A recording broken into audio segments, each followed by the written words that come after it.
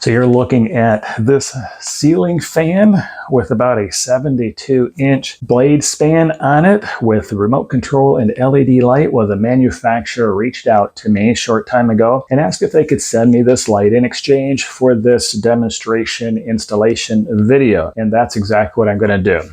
When you get this, it is nicely packaged in dense foam. These parts have been taken out, but I wanted to show you there is some weight to the box when you get it, so it's not going to be super light because there is some weight to these components. It's a large fan, but they did a really good job packaging it in this very dense styrofoam, almost like a rubberized styrofoam. You do get two different rods. This is the longer rod, and then I used the shorter one.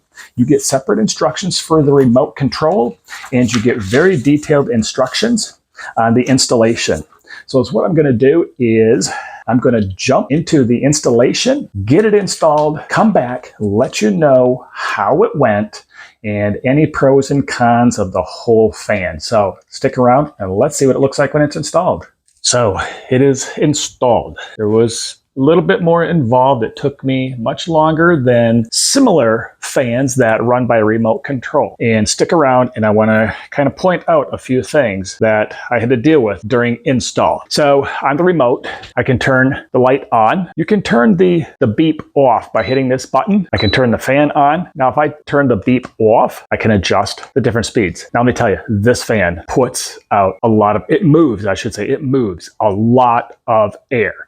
Now, you can change what they call the color temperature of your light. Let me turn the fan off by just turning off and then back on the light. So I don't know if you're gonna be able to see it. I'll turn it off and back on, and it's kind of a natural light. And if I do it again, it's back to the warm. So the remote control works very well. Let me come down here so you can see where you can turn all of them off, just the light, the fan on and off. You can set the fan to run 1, 4, 8 hours, forward, reverse, especially during the winter time. You don't want that cold air coming down on you, but you want to move the heat and get that back in focus. Now, let me come over here real quick on the wall, because my old fan did have a dimmer switch and then the fan. So I need to do a little bit of work to bring this out, but I needed to kind of replace with just an on-off switch. So let's come over here to the instructions. Oh, one thing I want to point out.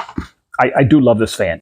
It was a pain to put up, and I'll make no bones about that. But I do really like the fan. I like how I can control it by remote control. I can sit back, I can turn the fan on, I can turn the different color temperatures of the light, depending on if it's evening, a warm light. During the day, maybe I want a brighter light. And I've installed 2 other fans that are similar to this. And those other fans have a dimmer on the light. I wish this one had a dimmer, or even a button to push for night light where it's really dimmed down. Evening, you want to watch a movie, but you don't want all the lights off. So the only bad thing I say about this, besides some tricky parts of the install, is I wish this had a dimmer. Is it a deal breaker? No, because it still offers a lot of other features.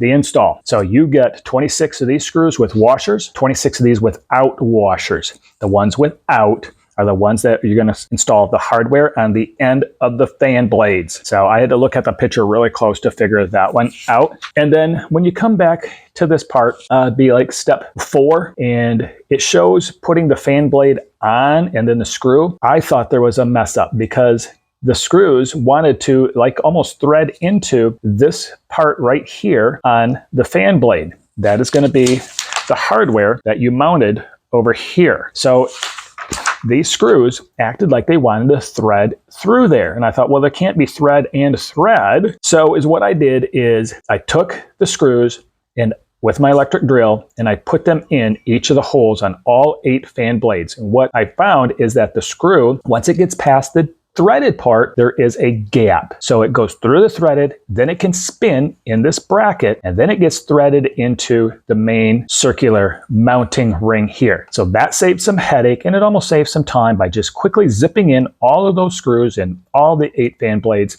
Then I went through and attached them. Another part on the install is where this cap here. So this cap will slide up, line up with 2 screws, and then you twist it into place. Well, after I got it up there, I realized that one of the screws I really couldn't reach because you don't have a lot of space. You know, when you're dealing with maybe the shorter arm. Now, if it was the longer hanger bracket, then you could do it, but I used the shorter one. So before you put any of this up, and you're back on this, even on this step here, the 2 screws that are going to come through this cover, back them out to the end, still having some threads in. So that way there'll be plenty of the screw exposed. So when you get to this final part here of putting this decorative cover up, the screws will be far enough out and you can just line the holes up and twist it in place. Apart from that, I mean, they give you really good instructions on the remote control, and I enjoy this fan.